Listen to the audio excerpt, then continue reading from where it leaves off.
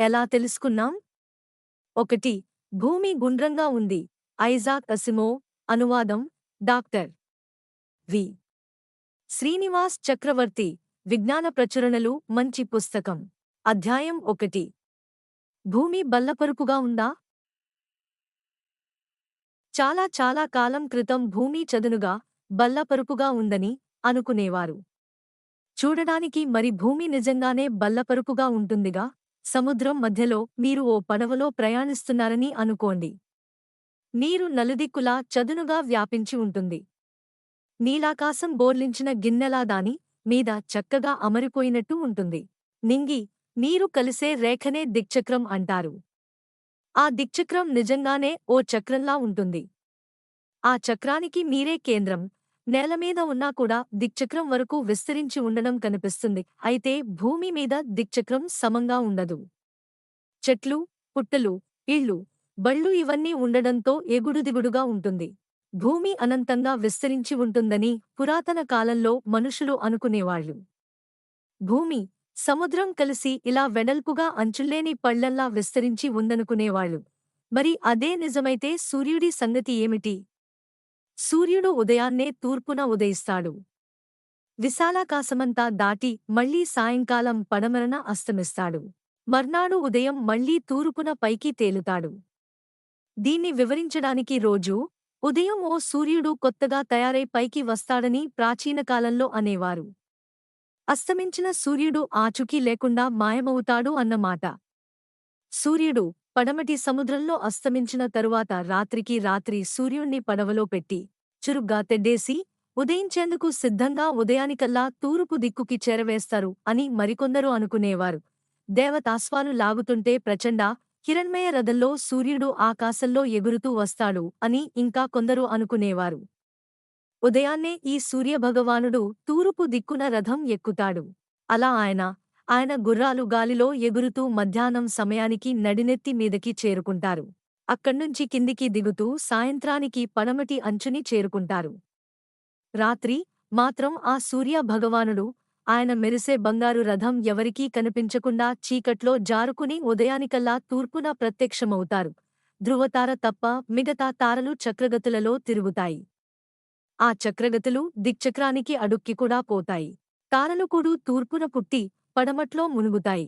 అలాగే చందమామ కూడా ఆకాశంలో తూర్పు నుండి పడమరకి నడుస్తాడు. తారలు అంతే. వీటిని మరి ఎలాగోలా వివరించాలిగా. ప్రాచీనులు ఇచ్చిన వివరణలు తలాతోకా లేనట్టు ఉంటాయి. నిజంగానే నేల చదునుగా అన్ని దిక్కులా వ్యాపించి ఉంటుంది అనుకుందాం. మరి దాని లోతు ఎంత? ఓ గొయ్యి తవ్వితే అలా తవ్వుతూ పోతామా? ఆ తవ్వకానికి అంతు ఉండదా? భూమి ఓ మైలో, పోనీ 10 మైళ్ళో, ఇంకా పోనీ 50 మైళ్ళో మందం ఉన్న దిమ్మలాంటిది అనుకుంటే? మరి అది కేవలం దిమ్మలాంటిది అయితే ఎందుకు కింద పడదు? పెద్ద పెద్ద ఏనుగులు మోస్తున్నాయి కనుక భూమి కింద పడదు అనుకునేవారు ప్రాచీన భారతీయులు. కాని మరి ఆ ఏనుగులు దేనిమీద నిల్చున్నాయో? మరేమో ఆ ఏనుగులన్నీ ఓ పెద్ద తాబేలు మీద నిల్చున్నాయట. మరి ఆ తాబేలు సంగతేంటి? అదో సువిశాల సముద్రంలో ఈదులాడు తోందట. అయితే మరి ఆ సముద్రం అడుగున ఏముందో? దానికిక సమాధానం లేదు. కనుక భూమి బల్లపరుపుగా కనిపించినంత మాత్రాన అది బల్లపరుపుగా ఉందని అనుకోవడం అంత శ్రేయస్కరం కాదు. బల్లపరుపుదనంలో వల్లమాలిన సమస్యలు. ఈ బల్లపరుపు భూమితో వచ్చే సమస్యల గురించి ఆలోచించిన వారిలో మొదటివారు ప్రాచీన గ్రీకులు. ప్రస్తుతం టర్కీ అనబడే దేశపు పడమటి తీరంలో 2500 ఏళ్ల క్రితం వీళ్లు జీవించేవారు. వారిలో ఒకడు ఆనాక్సిమాండర్. సూర్యభగవానుడు, మెరిసే రథాలు, ఎగిరే గుర్రాలు ఈ భాగోతం అతడికి నచ్చలేదు. నిశిరాతిరి ఆకాశం కేసి చూసి అసలేంటి ఇదంతా అని ఆలోచించేవాడు. ఒక రాత్రి అలాగే ఆకాశంలో తారల కేసి చూస్తూ కూర్చున్నాడు. రాత్రివేళ అవి కూడా ఆకాశంలో ప్రయాణిస్తున్నాయి. ఒక తార మాత్రం కదలడం లేదు. అదే ధృవతార. ఉత్తరాకాశంలో రాత్రంతా అలా ఉత్తగా కూర్చుని ఉంది. ప్రతి రాత్రి అక్కడే స్థిరంగా కనిపించింది. దాని దరిదాపుల్లో ఉన్న తారలు దాని చుట్టూ వృత్తాకారంలో తిరుగుతున్నాయి. దాని దగ్గర ఉన్నవి చిన్న వృత్తాల్లో, దూరంగా ఉన్నవి పెద్ద వృత్తాల్లో తిరుగుతున్నాయి. చీకటి ఆకాశంలో తారలు నియతగతులలో తిరుగుతున్నాయని అనాక్సిమాండర్కి స్పష్టంగా కనిపించింది. కందిరీగల దండులా తారలు ఇష్టం వచ్చినట్టు తారాడడం లేదు. తారలన్నీ కలిసి కదులుతున్నాయి. ఆకాశమంటే డొల్లగా ఉండే ఓ పెద్దబంతి, ఓ గోళం అని ఊహించుకున్నాడు అనాక్సిమాండర్. ఆ గోళం ఓ అద్భస్య అక్షం మీదుగా పరిభ్రమిస్తోంది. ఆ అక్షానికి ఒక కొస ధ్రువతార దిశగా సూచిస్తోంది. రెండవ కొస మాత్రం ఎటు ఉందో కనిపించడం లేదు. రోజూ ఆ గోళం తిరుగుతోంది, పరిభ్రమిస్తోంది. తారకలన్నీ ఆ గోళానికి అంటుకుని దానితో పాటు తిరుగుతున్నాయి. అందుకే అన్నీ ఒకేలా తిరుగుతున్నాయి. సూర్యచంద్రులు కూడా అలాగే ఆకాశాన్ని అంటుకుని ఉదయిస్తూ, అస్తమిస్తూ ఉన్నాయి. ఆకాశం గోళం అయినా భూమి చదునుగా ఉండొచ్చునన్నమాట. ఆకాశమనే గోళానికి కేంద్రంలో భూమి ఓ చదునైన పలకలా విస్తరించి ఉందని ఊహించాడు అనాక్సిమాండర్. అలా ఆ ఆకాశగోళం తిరుగుతుండగా తూర్పులో సూర్యుడు ఉదయించి ఆకాశం దాటి పడమట్లో అస్తమిస్తాడు. తిరిగే ఆకాశం దాన్ని మోసుకుపోతోంది. ఆకాశం తిరుగుతూ సూర్యుణ్ణి అడుగు భాగానికి మోసుకుపోతోంది. ఆకాశం ఇంకా అలాగే తిరుగుతూ సూర్యుణ్ణి తూర్పు దిక్కుకు తెచ్చినప్పుడు మళ్లీ పగలవుతుంది. చంద్రుడు, నక్షత్రాలు కూడా ఇలాగే కదులుతాయి. గతంలో చెప్పుకున్న ఆలోచనల కన్నా అనాక్సిమాండర్ ఆలోచన అర్థవంతంగా ఉంది. సూర్యుడు ప్రతి రాత్రి చచ్చి మళ్లీ పుట్టడం లేదు. పడవల మీద చీకట్లో పయనం కావడం లేదు. బానే ఉంది. అయినా అనాక్సిమాండర్కి తృప్తి కలగలేదు. ఇంకా ఆలోచిస్తూనే ఉన్నాడు.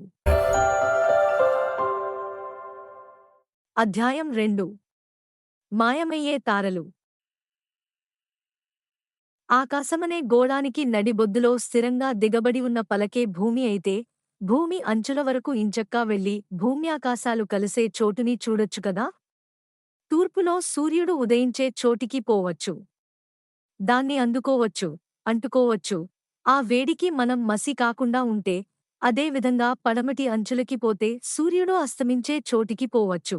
ఎన్నో శతాబ్దాల క్రితం మనుషులు నిజంగా అది సంభవం అనుకునేవారు.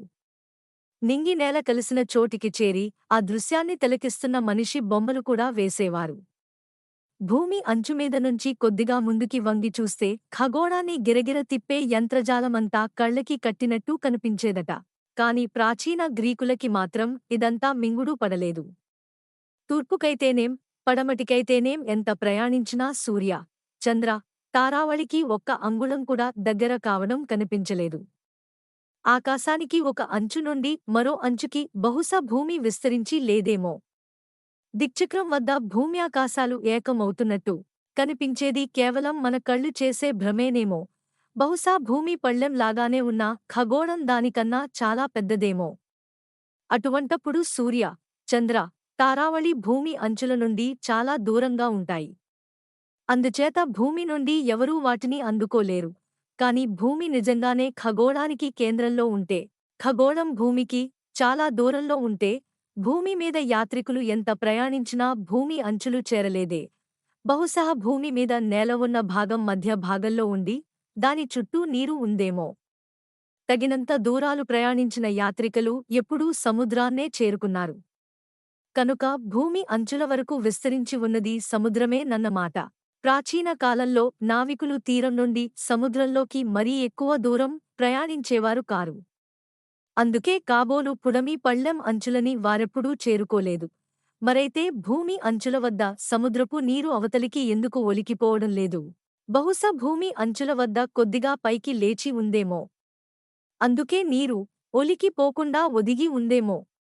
బహుశా భూమి పళ్ళెల్లా కాక ఓ వెడల్పాటి చిప్పలా ఉందేమో. మరి అదే సజమైతే అసలు భూమి మొత్తం ఎందుకు కింద పడిపోవడం లేదు? ఆకాశం గోళం అనుకున్నా ఉదయం, అస్తమయాలు ఎలాగోలా వివరించినా భూమి చదునుగా ఉంది అనుకోవడం మాత్రం పెద్ద సమస్యగానే ఉంది. భూమి పళ్ళెల్లా కాకపోతే మరి ఏ ఆకారంలో ఉంది? మళ్ళీ ఓసారి ఆకాశంలోకి చూద్దాం. ఆకాశంలో ఎన్నో మెరిసే వస్తువులు కనిపిస్తున్నాయి. కాని వాటిలో చాలా మటుకు తారలే.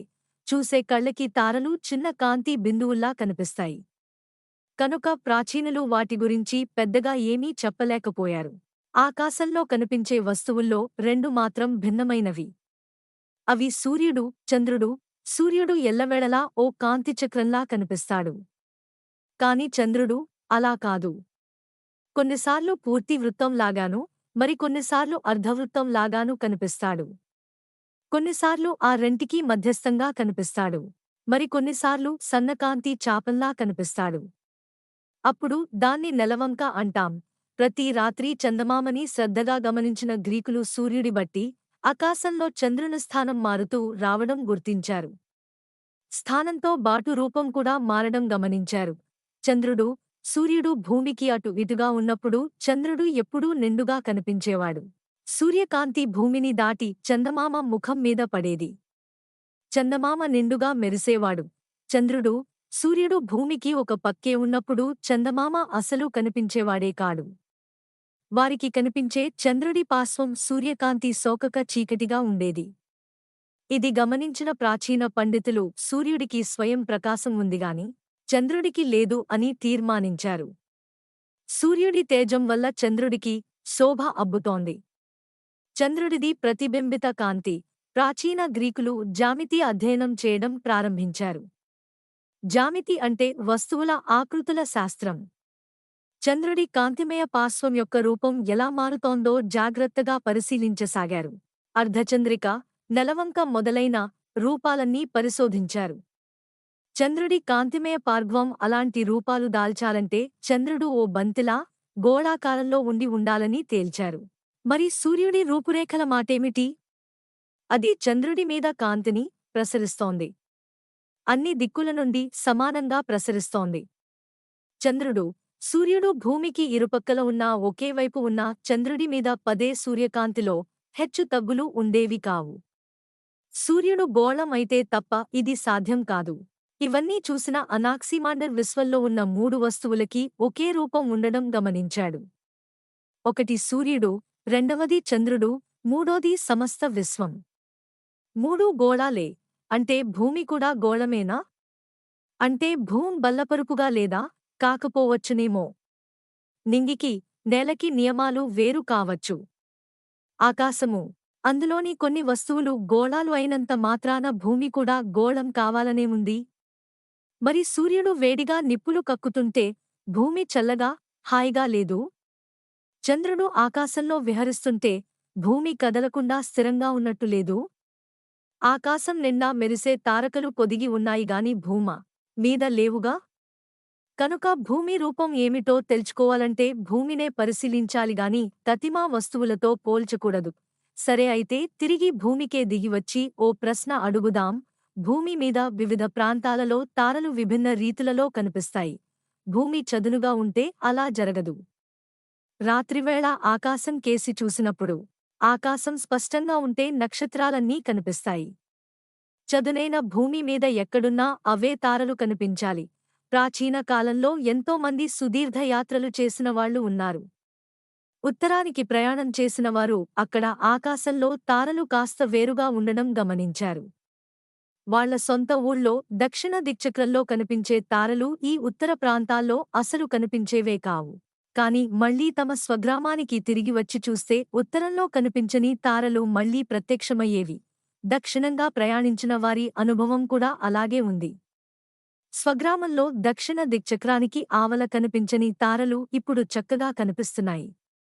ఇంటికి తిరిగి వచ్చాక అవన్నీ మళ్లీ మాయమయ్యేవి. ఉత్తర దిక్చక్రం విషయంలో కూడా ఈ విషయం నిజమయ్యింది. స్వగ్రామంలో కొన్ని తారలు ఉత్తర దిక్చక్రానికి కొద్దిగా కిందికి దిగడం కనిపిస్తుంది. కొంచెం ఉత్తరాదిగా ప్రయాణించి చూస్తే ఆ తారలు దిక్రుక్రం కిందికి దిగకుండా కాస్తంత పైనే ఉండడం కనిపిస్తుంది. అదేవిధంగా స్వగ్రామంలో ఉత్తర దిక్చక్రానికి కొద్దిగా పైగా కనిపించిన తారలు దక్షిణంగా ప్రయాణిస్తే దిక్చక్రం కిందికి దిగడం కనిపిస్తుంది. ఇంతకీ చెప్పచ్చేదేమంటే భూమి మీద అన్ని చోట్ల నుండి అన్ని తారలు కనిపించవు. కనుక భూమి బల్లపరుపుగా లేదన్నమాట. పోనీ భూమి ఓ చిలుం డబ్బాలా, ఓ స్తంభంలా ఉందేమో. అనాక్సిమాండర్ సరిగా ఇలాగే ఊహించుకున్నాడు. ఖగోళం కేంద్రంలో స్థిరంగా నిలిచి ఉన్న ఓ స్తంభంలా భూమిని ఊహించుకున్నాడు. స్తంభం వంపు వెంట ఉత్తరానికి ప్రయాణించి వెనక్కు చూసుకుంటే దక్షిణాన ఉన్న కొన్ని తారలు ఆ వంపు వెనుక దాక్కుంటాయి. అలాగే దక్షిణానికి ప్రయాణించి వెనక్కు చూస్తే వంపు వెనుక తరాన ఉన్న కొన్ని తారలు దాక్కుంటాయి. ఒక్కో చోట ఆకాశం ఒక్కో విధంగా ఎందుకు కనిపిస్తుందో అప్పుడు అర్థం అయ్యింది. అధ్యాయం 3. మాయం అయ్యే నావలు. అనాక్సిమాందర్ ప్రతిపాదించిన స్తంభాకార భూమితో కొన్ని సమస్యలు ఉన్నాయి. మొదటిది, భూమి స్తంభాకారంలో ఉంటే చూడడానికి చదునుగా ఎందుకు కనిపిస్తుంది? సమాధానం కష్టం కాదు. భూమి అంత పెద్దది కనుక మనం ఇంత చిన్నవాళ్లం కనుక మనకు కనిపించేది చాలా చిన్న భాగమే. భూమి మీద ఓ చిన్న భాగంలో వంపు చాలా తక్కువే ఉంటుంది కనుక ఉపరితలం చదునుగా కనిపిస్తుంది. అది తెలుసుకోవడానికి ఓ 2 అడుగులు పరిమాణం దాకా ఓదబడ్డ ఓ గాలిబుడగని ఊహించుకోండి. దానిమీద 1/8 అంగుళం వ్యాసం ఉన్న ఓ చిన్న వృత్తాన్ని ఊహించుకోండి.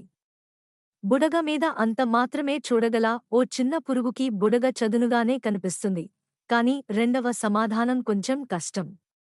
ఉత్తరంగానో దక్షిణంగానో ప్రయాణిస్తున్నప్పుడు కొండమీద నుండి కిందకి దిగుతున్నట్టు ఎందుకు అనిపించదు? ఎందుకు కిందకి జారిపోము? నేల చాలా గరుకుగా ఉంది కనుక జారకుండా ఆపుతుంది అనుకుంటారేమో. కాని గరుకు నేలమీద ప్రయాణించినప్పుడు ఏం జరుగుతుంది? ఉదాహరణకి సాఫీగా ఉండే సముద్ర తలం మీద ఉత్తరంగానో దక్షిణంగానో ప్రయాణిస్తున్నప్పుడు ఏం జరుగుతోంది? ఓడ ముందుకి ఎందుకు జారిపోదు?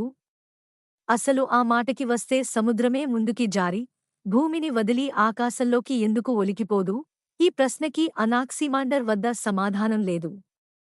భూమి స్తంభంలా ఉందని తలపోయడం తప్ప చీకటి ఆకాశంలో కనిపించే వివరాలకి మరి వేరే సమాధానం దొరకలేదు. అంతేకాక భూమి ఉత్తరం, దక్షిణంగానే ఎందుకు వంపు తిరుగుతుంది? తూర్పుకి గాని పడమరకి గాని పోతే ఏమవుతుంది? నక్షత్రాల దృశ్య రూపం మారుతుందా?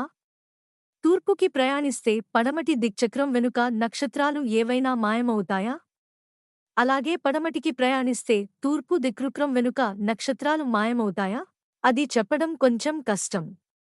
ఎందుకంటే ఆకాశం పరిభ్రమిస్తూ ఉంటుంది కనుక తారలు తూర్పు దిశలో ఉదయించి పడమటన అస్తమిస్తూ అస్తమానమూ కనిపిస్తాయి.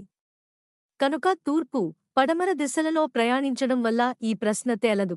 ఆకాశం తిరగడం ఆగిపోతే తారలు తూర్పు, పడమరలలో ప్రత్యక్షమై మాయమవుతాయో లేదో తెలుస్తుంది. కాని ఆకాశం క్షణం కూడా నిలకడ లేకుండా తిరుగుతుందే. కాబట్టి అది లాభం లేదు. మరి సాక్ష్యం లేకుండా తీర్మానాలు చేయడం సరైన పని కాదు. ఏదైనా తేల్చాలంటే సాక్ష్యాధారం ఉండాలి. బహుశా భూమి ఆకృతి గురించి సమాచారం రాబట్టడానికి ఆకాశం యొక్క తిరుగుడుతో సంబంధంలేని మరో పద్ధతి ఉందేమో. అటువంటి సమాచారం ఆకాశంలో కాక సముద్రం తీరంలో దొరుకుతుంది. భూమి బల్లపరుపుగా ఉంటే తీరం నుండి క్రమంగా దూరం అవుతున్న ఓడ ఇంకా చిన్నగా కావడం కనిపించాలి. అలా చిన్నగా అవుతూ చివరికి చిన్న బిందువై మాయమవ్వాలి. కాని వాస్తవంలో ఇలా జరగదు. దూరం అవుతున్న ఓడని చూస్తున్నప్పుడు ఓడ మొత్తం కనిపిస్తుంది. కింద చెక్కతో చెయ్యబడ్డ అడుగుభాగం, పైన తెరచాపలు రెండూ కనిపిస్తాయి. కాని కాసేపు అయ్యాక అడుగు భాగం మాయమవుతుంది. నీటి మట్టం దాని పైకి వచ్చినట్టు ఉంటుంది. తెరచాపలు మాత్రం కనిపిస్తాయి. ఆ తరువాత తెరచాపలపై కొసలు మాత్రమే కనిపిస్తాయి. తరువాత ఓడ మొత్తం మాయమవుతుంది. అంటే ఓడ మునిగిపోతోందనా? నీరు పైపైకి వచ్చి ముందు అడుగు భాగాన్ని తరువాత తెరచాపలని ముంచేస్తోందని అర్థమా? అది నిజం కాకపోవచ్చు. ఎందుకంటే రోజూ ఓడల సముద్రయానానికి వెళ్లి సురక్షితంగా తిరిగి రావడం చూస్తూనే ఉన్నాం. తిరిగి వచ్చిన ఓడలలోని నావికులు సముద్ర నీటిమట్టం ఓడ అడుగుభాగాన్ని మించి పైకి రాలేదు అనే నమ్మకంగా చెప్పేవారు. మరి దీనిని వివరించేదెలా? ఒక సమాధానం ఉంది. బహుశా భూమి ఉపరితలం వంపుగా ఉందేమో. ఓడ ఆ వంపు వెంట పయనిస్తూ వంపుకి అవతల మాయమవుతుంది. మరి అడుగు భాగం ముందు మాయం కావడం సహజమే కదా? దిక్చక్రానికి అవతల తారలు దాక్కున్నట్టు భూమి వంపుకి అవతల ఓడ కనుమరుగవుతోంది. కాని ఒక ముఖ్యమైన తేడా ఉంది. దక్షిణాలకి ప్రయాణించినప్పుడే భూమి వంపు వెనుక తారలు మాయం కావడం కనిపిస్తుంది. తతిమా దిశలలో ఆకాశం యొక్క పరిభ్రమణం వల్ల అంతా చెడిపోతోంది. అట్లా కాక ఓడలు మాత్రం ఏ దిశలో ప్రయాణించినా అడుగు భాగం ముందు మాయమవుతూ వస్తోంది. తూర్పు, పడమర, ఉత్తరం, దక్షిణం ఎటు వెళ్లినా ముందు అడుగు భాగమే కనుమరుగవుతూ వస్తోంది. అంతేకాక అవి ఎప్పుడూ ఒకే వేగంతో కనుమరుగు కావడం కనిపిస్తోంది. ఓడ ఏ దిశలో ప్రయాణించినా 2 మైళ్ళ దూరంలో ఉన్నప్పుడు అడుగు భాగంలో కొంత భాగం కనపడకుండా పోతుంది. అంటే భూమి ప్రతి దిశలోనూ ఒకే విధంగా వంపు తిరిగి ఉందన్నమాట. అన్ని దిశల్లోనూ ఒకే విధంగా వంపు తిరిగి ఉండే ఆకృతి గోళం మాత్రమే. ఒక పెద్ద బంతి మీద ఓ బిందువు తీసుకుని అక్కడ్నుంచి ఏ దిశలో నైనా ఓ గీత గీస్తే ప్రతి దిశలోనూ ఆ గీతలు ఒకే విధంగా వంగి ఉంటాయని గుర్తించొచ్చు. ఓడల గమనాన్ని బట్టి చూస్తే భూమి స్తంభంలా కాక గోళంలా ఉందని అర్థమవుతుంది. అంటే ఆకాశం అనే మహాగోళపు కేంద్రంలో భూమి అనే పెద్ద గోళం ఉందన్నమాట. భూమి పెద్ద గోళమే అయితే మనకు కనిపించే భూభాగం చాలా చిన్నది కనుక చదునుగా కనిపిస్తుంది. కానీ ఇంకా ఓ ప్రశ్న మిగిలిపోయింది. భూమి మీద మనం సంచరిస్తున్నప్పుడు భూమి నుండి ఎందుకు జారిపోము? గాలి, నీరు బయటికి ఎందుకు జారిపోవు? భూమి రూపం గురించి సాక్ష్యాధారం ఏదైనా ఉందా? ఉంది. కాని అది తెలుసు. కావాలంటే అందుకు మళ్ళీ ఆకాశం కేసి మళ్ళాలి. అధ్యాయం 4. భూమి ఛాయ. అప్పుడప్పుడు చంద్రుని ముఖం మీద నల్లని నీడ అలముకుంటుంది. నీడ కమ్ముకున్న ప్రాంతం తేనె రంగులో ఉంటుంది. కాసేపట్లో ఛాయ తొలగిపోయి చంద్రుడు మళ్లీ మునుపటిలా ప్రకాశిస్తూ కనిపిస్తాడు. ఇది జరిగినప్పుడే గ్రహణం పట్టింది అంటారు. ప్రాచీన కాలంలో మనుషులు చంద్రగ్రహణం అంటే భయపడేవాళ్లు. చంద్రుడు అలా ఎప్పటికీ చీకటిగానే మిగిలిపోతాడేమో, రాత్రి వేళ చందమామ స్నేహమయ కాంతి మళ్లీ కనిపించదేమో అని బెంగ పెట్టుకునేవారు. ఆకాశాన్ని క్షుణ్ణంగా అధ్యయనం చేసిన వాళ్లకి అలా జరగదని తెలుసు. ఉదాహరణకి చంద్రగ్రహణం ఎప్పుడూ పున్నమి రోజే వస్తుందని గమనించారు. మరే ఇతర రోజు అది జరగదు. అంతేకాక కొన్ని ప్రత్యేకమైన పున్నముల నాడే అది జరుగుతుంది. ఆకాశాన్ని అర్థం చేసుకున్న ప్రాచీన గ్రీకులు పున్నమి రోజున భూమికి ఒక వైపున చంద్రుడు, దానికి వ్యతిరేక దిశలో సూర్యుడు ఉంటాడని తెలుసుకున్నారు. భూమి వైపు ఉన్న చంద్రముఖం మీద పూర్తిగా సూర్యకాంతి ప్రసరించినప్పుడు చంద్రుడు నిండుగా వెలిగే చక్రంలా శోభిస్తాడు. సూర్యుడికి చంద్రుడికి మధ్య భూమి ఉందని అనుకుందాం. అప్పుడు సూర్యకాంతి భూమి గుండా ప్రయాణించి చంద్రుని చేరుకోవాలి. కాని కాంతికి అది వీలుపడదు కనుక వెలుగు చందమామని చేరలేదు. అంటే చంద్రుని మీద భూమి నీడ పడుతోందన్నమాట. గ్రహణ కాలంలో భూమి నీడ చంద్రుడి మీద పడి చంద్రుడి ఉపరితలం చీకటి అవుతుంది. పున్నమి రోజుల్లో సూర్యచంద్రుల మధ్యకి భూమి వచ్చిన సమయంలో గ్రవాణం సంభవిస్తుంది. చంద్రుడి మీద భూమి నీడ పడ్డ సమయంలో భూమి రూపం గురించి కొంచెం తెలుసుకోవచ్చు. నీడ అంచువంపుగా వృత్తంలో ఓ భాగంలా కనిపిస్తుంది. ఆకాశంలో వివిధ ప్రాంతాలలో సంభవించే చంద్రగ్రహణాలని గ్రీకులు పరిశీలించారు. చంద్రుడు ఆకాశంలో నడినెత్తిన ఉన్నప్పుడు, కొద్దిగా కిందికి దిగినప్పుడు, దిక్చక్రానికి చేరువగా ఉన్నప్పుడు ఇలా చంద్రుడి యొక్క వివిధ స్థానాలలో జరిగిన గ్రహణాలని గమనిస్తూ వచ్చారు. గ్రహణ సమయంలో చంద్రుడు వేరు వేరు స్థానాల్లో ఉన్నా భూమి నీడ ఆకృతి మాత్రం మారలేదు. గ్రహణ కాలంలో చంద్రుడు ఎక్కడ ఉన్నా దానిమీద పడే భూమి ఛాయ ఎప్పుడూ వృత్తంలో భాగంలాగానే ఉండేది. అంటే ప్రతి దిశలోనూ చక్రంలాంటి నీడ పడేట్టుగా భూమి ఆకృతి ఉందన్నమాట. అలాంటి ఆకృతి ఒక్కటే. అది గోళం. సుమారు క్రీస్తు పూర్వం 450లో దక్షిణ ఇటలీలో ఉండే ఫైలోలేయస్ అనే పండితుడికి చివరకు పూర్తి నమ్మకం కుదిరింది. సాక్ష్యాధారాలన్నీ సమకూర్చాడు. తారలలో మార్పులు, తీరానికి దూరమయ్యే ఓడలు మాయమయ్యే తీరు, చంద్రగ్రహణ సమయంలో భూమి నీడ ఇవన్నీ చూసి ఓ నిర్ధారణకి వచ్చాడు. భూమి గోళాకారంలో ఉంది. ఆ గోళం ఆకాశం అనే మరింత పెద్ద గోళం కేంద్రంలో ఉంది. మనకి తెలిసినంత వరకు భూమి గుండ్రంగా ఉంది అన్న మొట్టమొదటి వ్యక్తి ఫైలోలేయస్. కాని ఇంకా కొన్ని ప్రశ్నలు మిగిలి ఉన్నాయి. భూమి గోళం అయితే మనమంతా దాని పై భాగాన జీవిస్తుంటే మరి మనం ఆ పైభాగం నుండి పక్కకి జరగగానే ఎందుకు జారి పడిపోము? కడలి ఎందుకు ఆకాశంలోకి కారిపోదు? గాలి ఎందుకు కొట్టుకుపోదు? ఈ విషయం గురించి కొంచెం ఆలోచిద్దాం. వస్తువులు కింద పడతాయి. ఓ వస్తువుని వదిలేస్తే అది కిందకి పడుతుంది. కాని అసలు కింద అంటే అర్థం ఏమిటి? భూమి గోళం అయితే కిందకి పడే వస్తువు భూమి కేంద్రం దిక్కుగా పడుతోందన్నమాట. భూమి మీద నిలుచున్న ప్రతి మనిషికి, వారెక్కడ నిలుచున్నా సరే, ఇది వర్తిస్తుంది. భూమి అనే గోళానికి ఇటు ఉన్నా అటు ఉన్నా అటు ఇటు కాక మధ్యలో ఉన్నా ఈ సత్యం వర్తిస్తుంది. ఒక వ్యక్తి ఎక్కడ ఉన్నా ఆ వ్యక్తి చుట్టూ ఉన్న సమస్తము భూమి కేంద్రం వైపు ఆకర్షింపబడుతుంది. ఎక్కడ నిలుచున్నా భూమి కేంద్రం పాదాల వైపు ఉంటుంది కనుక పాదాలు కింద తల పైన ఉన్నట్టు ఉంటుంది. రమారమి క్రీస్తు పూర్వం 350లో గ్రీకు పండితుడు అరిస్టాటిల్ ఈ సత్యాన్ని స్పష్టంగా వ్యక్తం చేశాడు. అంతా భూమి కేంద్రం దిక్కుగా ఆకర్షింపబడుతోందంటే భూమి గోళం అయ్యుండాలని అరిస్టాటిల్ అభిప్రాయం. దం వాతావరణం గోళాకార భూమి మీద కారిపోకుండా కొట్టుకుపోకుండా స్థిరంగా ఎందుకు నిలిచి ఉండాలో ఇప్పుడు అర్థం అవుతుంది. అవి ఎక్కడ ఉన్నా భూమి కేంద్రంగా దిక్కుగా లాగబడుతున్నాయి అన్నమాట. అధ్యాయం 5 భూమి పరిమాణం.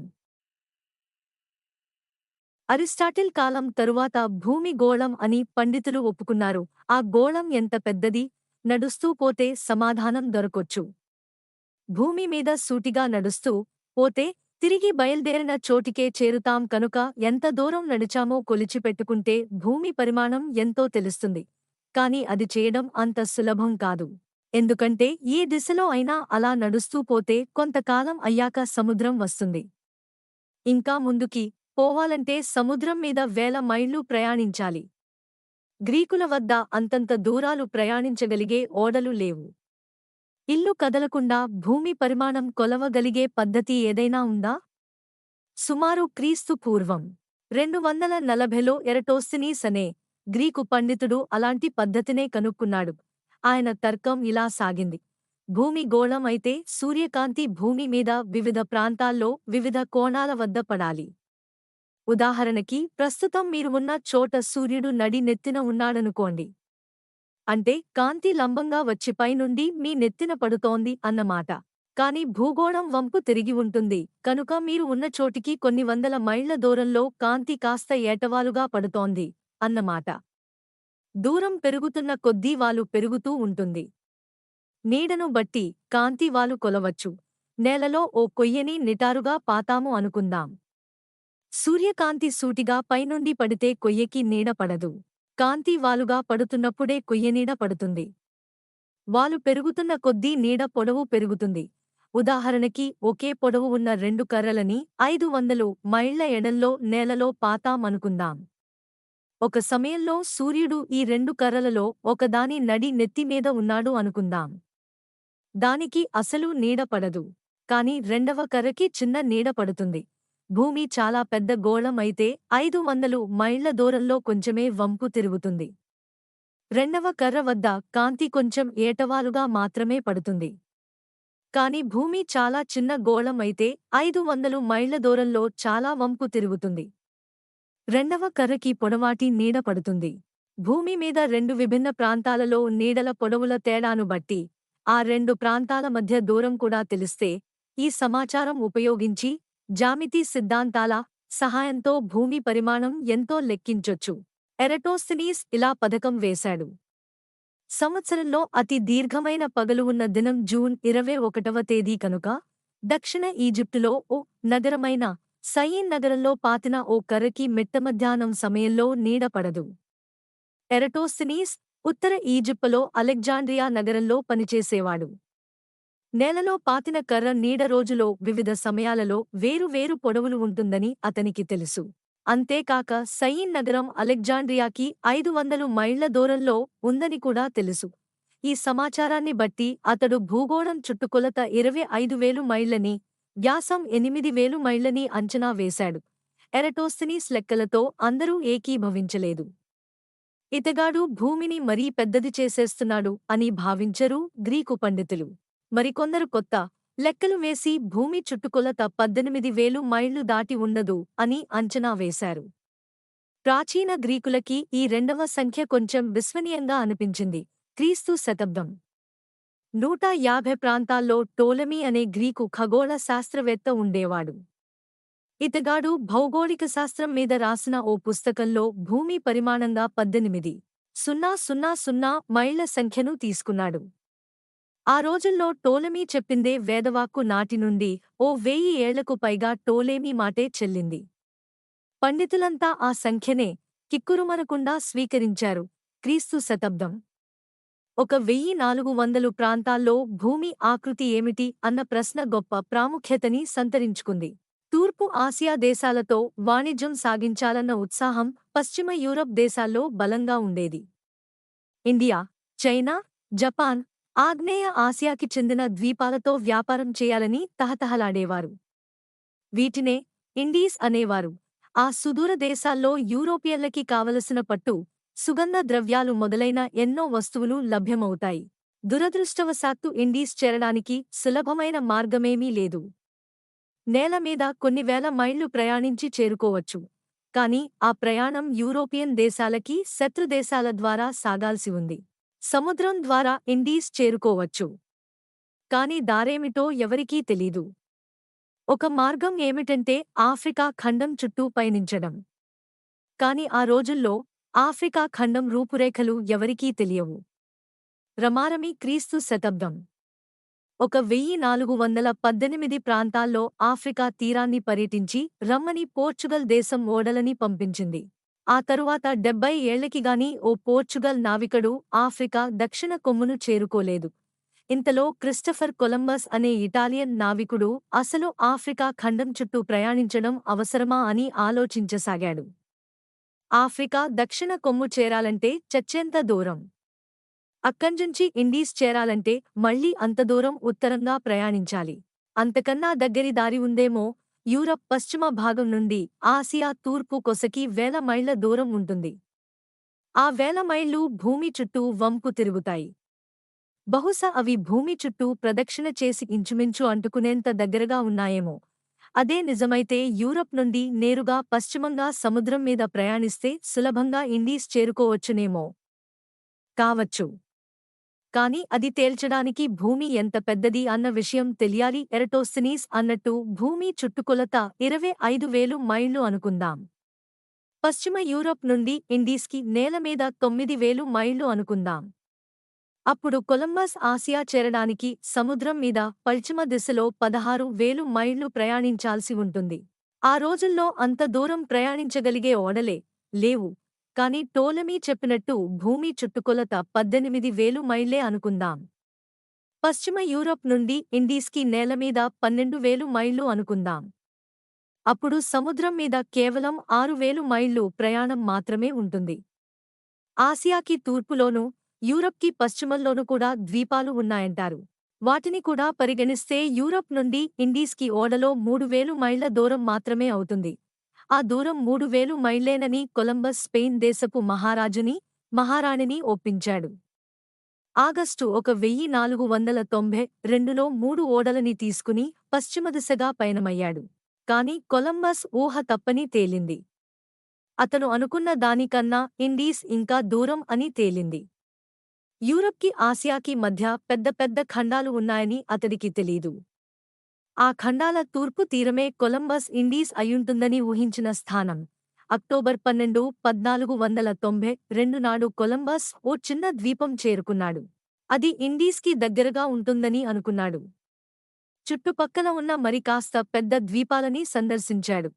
వీటన్నిటినీ కలిపి కొలంబస్ పుణ్యమా అని ఇప్పటికి కూడా వెస్టిండీస్, పశ్చిమ ఇండీస్ అంటారు. ఆ ద్వీప వాసులని కొలంబస్ ఇండియన్స్ అని పిలుచుకునేవాడు. ఈ ఖండాలకి చెందిన మూల జాతులని ఇప్పటికీ అలాగే పిలుస్తారు. 1506లో అతడు చనిపోయిన చివరి క్షణం దాకా ఇండీస్ చేరాననే అనుకున్నాడు కొలంబస్. కాని ఆ నమ్మకాన్ని పంచుకోని వాళ్లు ఉన్నారు. నేలమీద చైనా పర్యటించి వచ్చిన యాత్రికులు వర్ణించిన ప్రాంతాలకి, అతడు చూసిన ప్రాంతాలకి ఎక్కడా పోలిక లేదు. కొలంబస్ కనుక్కున్న ప్రాంతాలు నూతన ఖండాలు అనుకున్నారు కొందరు. అలా అన్నవారిలో ప్రథముడు అమెరికస్ వెస్పూసియస్ అనే ఇటాలియన్ నావికుడు. వెస్పూసియస్ అన్నది నిజమేనని జర్మన్ భౌగోళికుడు మార్చిల్ట్ వాల్ జేమ్యుల్లర్ నిశ్చయించి ఆ కొత్త ఖండానికి అతని గౌరవార్థం అమెరికా అని పేరు పెట్టారు. అప్పటికి ఆఫ్రికా చుట్టూ ప్రయాణించి పోర్చుగీస్ నావికులు ఇండీస్ చేరుకున్నారు. స్పెయిన్ ఏవో కొత్త ఖండాలని కనుక్కుంది. కాని అవి ఇండీస్లా సుభిక్షమైన, నాగరిక దేశాలు కావు. ఎన్నో ఏళ్లు సేవ చేసిన తనను తన ప్రభుత్వం మోసం చేసిందన్న కోపం ఫెర్డినెండ్ మెగాలెన్ అనే పోర్చుగీస్ నావికుడికి ఉండేది. అతడు స్పెయిన్కి వెళ్లి ఆ రాజుతో కోపంగా ఆఫ్రికా చుట్టూ ప్రయాణించకుండా, పోర్చుగీస్ వారితో పోరాడకుండా ఇండీస్ చేరే మార్గం వేరే ఉందని అన్నాడు. పశ్చిమంగా అమెరికాలని దాటిపోతే చాలన్నాడు. ఆ విధంగా 1519లో మెగాలెన్ 5 ఓదడలతో తన మహాయాత్ర మీద బయలుదేరాడు. చివరికి దక్షిణ అమెరికా చేరుకుని దాన్ని ఎలా దాటాలా అని ఆలోచించసాగాడు. దక్షిణ కొమ్మును చేరుకుని అక్కడ ఓ సన్నని ఇరుకు దారి వెంట ముందుకి సాగాడు. ఆ దారినే ఇప్పుడు మెగాలెన్ జలసంధి అంటారు. ఆవల అతనికి మరో మహాసముద్రం కనిపించింది. ప్రశాంత వాతావరణంలో ఆ కడలి మీద కొన్ని వారాలపాటు పయనించాడు. ఈ కొత్త కడలికి పసిఫిక్ ఓషన్ అని పేరు పెట్టాడు. ఎందుకంటే ఈ సముద్రం పసిఫిక్ అంటే ప్రశాంతంగా, అలజడి లేకుండా కనిపించింది. పసిఫిక్లో కూడా నిజానికి ఎన్నో తుఫానులు చెలరేగుతూనే ఉంటాయి. అయినా ఆ పేరే నిలిచింది. మెగాలెన్కి పసిఫిక్ మహాసముద్రం బృహత్తరంగా, ఖాళీగా కనిపించింది. నేల ఆచూకీ కనిపించకుండా 99 రోజులు ప్రయాణించారు. ఓడలలో నావిక దళం తిండి, నీరు కరువైకొన ఊపిరితో ఉన్న తరుణంలో గువామ్ అనే ద్వీపం చేరుకుని కాస్తంత స్వాంతన పొందింది. అక్కడి నుండి మళ్లా పయనమై ఓడలు ఫిలిప్పీన్ ద్వీపాలను ఓడలు చేరుకున్నాయి. అక్కడ మెగాలెన్ ప్రాంతీయులతో తగాదా పడి చనిపోయాడు. తక్కిన పర్యాటక బృందం ఇంకా ముందుకి సాగింది. చివరికి 1522లో 3 ఏళ్ల సముద్రయాత్ర తరువాత స్పెయిన్ చేరుకుంది. బయలుదేరిన 5 ఓడలలో ఒక్కటి మాత్రమే తిరిగి వచ్చింది. దానిమీద 18 మంది మాత్రమే మిగిలారు. భూమిని ప్రదక్షిణ చేసి వచ్చిన మొట్టమొదటి బృందం మెగాలెన్ పర్యాటక బృందం. భూగోళం ఎంత సువిస్తారమైనది అన్న విషయం మీద అతడి యాత్రాపత్రికలే బలమైన ధృవపత్రాలు. 1800 ఏళ్ల క్రితం నేలమీద నీడను కొలిచి భూమి వ్యాసం కొలిచిన ఎరటోస్థెనీస్ అంచనాయే సరైనదని తేలింది. భూమి చుట్టూ కొలత 25,000 మైళ్లు. భూమి ఇంకా చిన్నది అని తలపోసిన టోలెమీ తదితరులు పొరబడ్డారు. భూమి చాలా చిన్నది అన్న భావన ఆధారంగానే కొలంబస్ పశ్చిమంగా ప్రయాణించడం సమంజసం అని నమ్మాడు. అదే జరగకపోయుంటే అమెరికాల ఆవిష్కరణకి ఇంకా ఎంతో కాలం పట్టేది. పొరబాట్లు కూడా ఒక్కోసారి మంచి చేస్తాయి. భూమి ఆకృతి ఏమిటి అన్న ప్రశ్నకి మెగాలెన్ యాత్ర సమాప్తి కాదు. 1961లో వ్యోమగాములు భూమి చుట్టూ ప్రదక్షిణ చేశారు. భూమి నుండి ఎంతో ఎత్తున, ఎంతో దూరంలో ప్రదక్షిణ చేయడం ప్రారంభించారు. 1969 కల్లా మానవుడు చంద్రమండలాన్ని చేరుకున్నాడు. ఖగోళంలో ఎంతో దూరం నుండి మనిషి భూమిని చూడగలిగాడు. అది ఇంపుగా, గుండ్రంగా కనిపించింది. అక్కడ్నించి తీసిన చిత్రాలు తరువాత భూమి మీద అందరూ చూసి ఆ సత్యాన్ని నిర్ధారణ చేసుకున్నారు. భూమి గుండ్రంగానే ఉంది. 25 శతాబ్దాల క్రితం తారాపథాన్ని, ఓడల గతులని, గ్రహణాలని పరిశీలించి తర్కించి తేల్చిన విషయం పరమ సత్యం అని తేలింది.